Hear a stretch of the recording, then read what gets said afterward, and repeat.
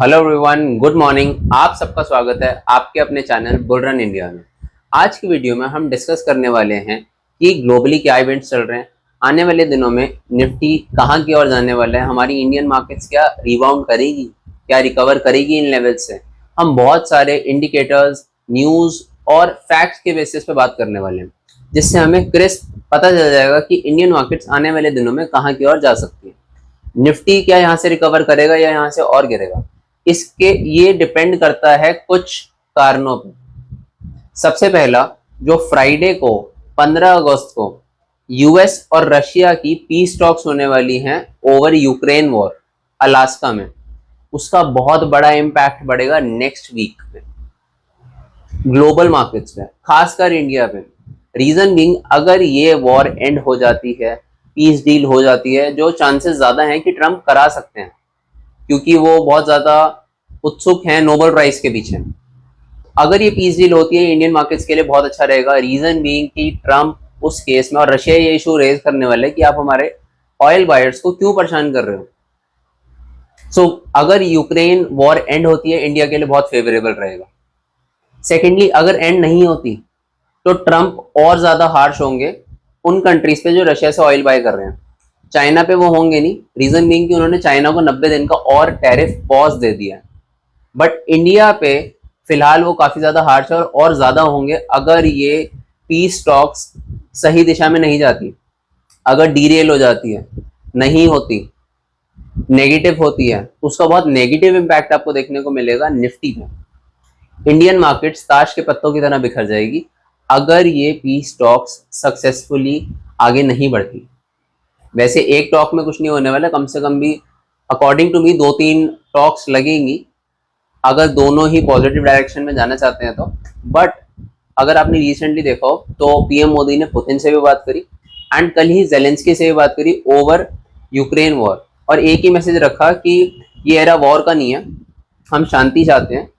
तो इंडिया का एक बहुत मेजर रोल रहने वाला है ये पीस टॉक्स में, ये लड़ाई रुकवाने में। रीजन बीइंग, ट्रम्प भी यही चाहते हैं, उन्होंने टैरिफ्स इंडिया पे इसलिए ही लगाए कि वो इंडिया को प्रेशराइज कर पाए, जिससे हम रशिया से भी बात करें कि यार प्लीज ये वॉर रोको। इससे होगा क्या, अगर ये वॉर रुकती है, हम इजीली सस्ते दामों पे, सस्ते प्राइजेस पे रशियन ऑयल परचेज कर पाएंगे, जो हमारी इकोनॉमी के लिए बहुत अच्छा है, जो हमारे कंज्यूमर्स के लिए बहुत अच्छा है, जिससे इन्फ्लेशन कम रहेगी और मार्केट्स लगातार ग्रो करती रहेंगी। ऊपर से कल ही इन्फ्लेशन डेटा भी आया है, यूएस में इन्फ्लेशन डेटा बहुत अच्छा आया। लास्ट वीक जॉब्स का डेटा भी आया था, वो अच्छा नहीं आया था, पर वो इस केस के लिए बहुत अच्छा था कि आने वाले टाइम में इंटरेस्ट रेट्स कम होने वाले हैं।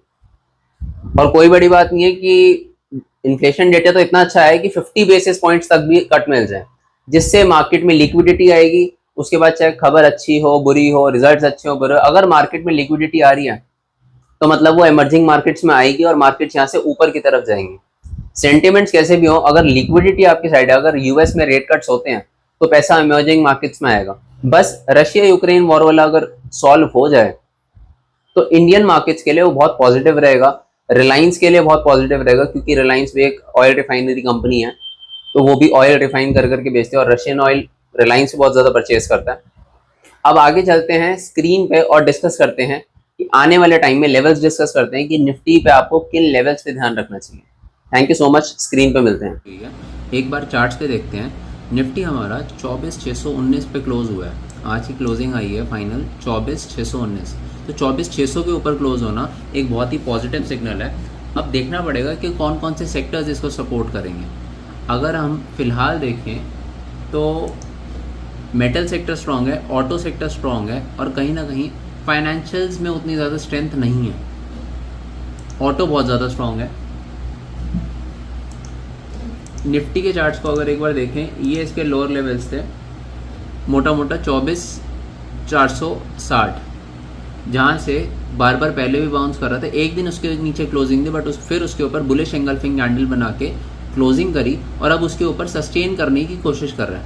ये एक बहुत ही पॉजिटिव सिग्नल है, कितनी शार्प सेलिंग कहीं ना कहीं सस्टेन हुई। एक बार अगर आप FIs की डेटा की तरफ एक बार अगर नज़र डालो, इसको भी देखते हैं।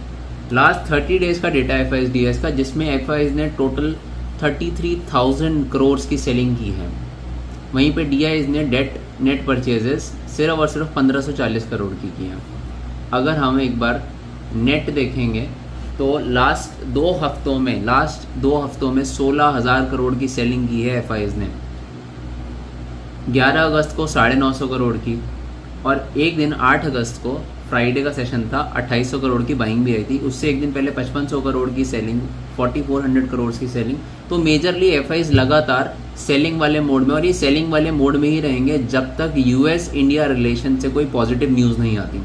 अब चलते हैं ग्रीड एंड फियर इंडेक्स की तरफ। ये एक बहुत ही अच्छा इंडेक्स है, एक बहुत ही अच्छा इंडिकेटर है ग्रीड एंड फियर इंडेक्स, जिससे आपको एक तरह से रिटेल सेंटिमेंट पता चल जाता है, जो कि एक तरह से एक्सट्रीम फियर दिखा रहा है।